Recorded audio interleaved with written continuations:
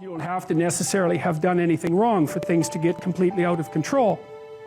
It's a terrifying doctrine, but it's not a hopeless doctrine because it still says that there's a way forward, there's a pathway forward, and the pathway forward is to adopt a mode of being that has some nobility so that you can tolerate yourself and perhaps even have some respect for yourself as someone who's capable of standing up in the face of that terrible vulnerability and suffering, and that the pathway forward, as far as the existentialists are concerned, is by, well, certainly by the avoidance of deceit, particularly in language, but also by the adoption of responsibility for the conditions of existence and some attempt on your part to actually rectify them. And the thing that's so interesting about that is, well, two, as far as I'm concerned, and some of this is from clinical experience. You know, if you take people, and I've told you this, and you expose them voluntarily to things that they are avoiding and are afraid of, you know, that they know they need to overcome in order to meet their goals, their self-defined goals. If you can teach people to stand up in the face of the things they're afraid of, they get stronger. And you don't know what the upper limits to that are, because you might ask yourself, like, if for 10 years, if you didn't avoid doing what you knew you needed to do, by your own definitions, right, within the value structure that you've created, to the degree that you've done that, what would you be like? Well, you know, there are remarkable people who come into the world from time to time, and there are people who do find out over decades-long periods what they could be like if they were who they were, if they spoke their being forward.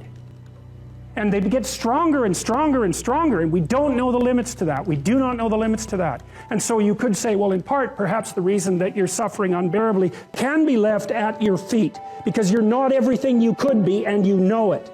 And of course, that's a terrible thing to admit, and it's a terrible thing to consider, but there's real promise in it, right? Because it means that perhaps there's another way that you could look at the world, and another way that you could act in the world, so what it would reflect back to you would be much better than what it reflects back to you now. My experience is with people that we're probably running at about 51% of our capacity. I mean, you can think about this yourselves. I often ask undergraduates how many hours a day you waste, or how many hours a week you waste, and the classic answer is something like 4 to 6 hours a day. You know, inefficient studying, watching things on YouTube that not only do you not want to watch, that you don't even care about, that make you feel horrible about watching after you're done. That's probably 4 hours right there. You know, you think, well, that's 25 hours a week, it's 100 hours a month, that's 2.5 full work weeks, it's half a year of work weeks per year. And if your time is worth $20 an hour, which is a radical underestimate, it's probably more like 50 if you think about it in terms of deferred wages. If you're wasting 20 hours a week, you're wasting $50,000 a year. And you are doing that right now. And it's because you're young, wasting $50,000 a year is a way bigger catastrophe than it would be for me to waste it, because I'm not going to last nearly as long.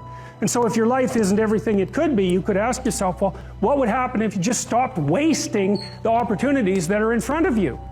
You'd be who knows how much more efficient, 10 times more efficient, 20 times more efficient. That's the Pareto distribution. You have no idea how efficient people get. It's off the charts.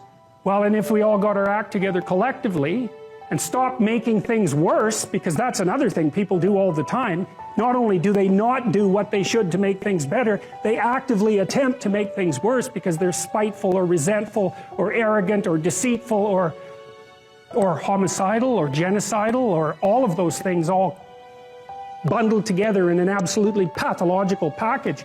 If people stopped really, really trying just to make things worse, we have no idea how much better they would get just because of that.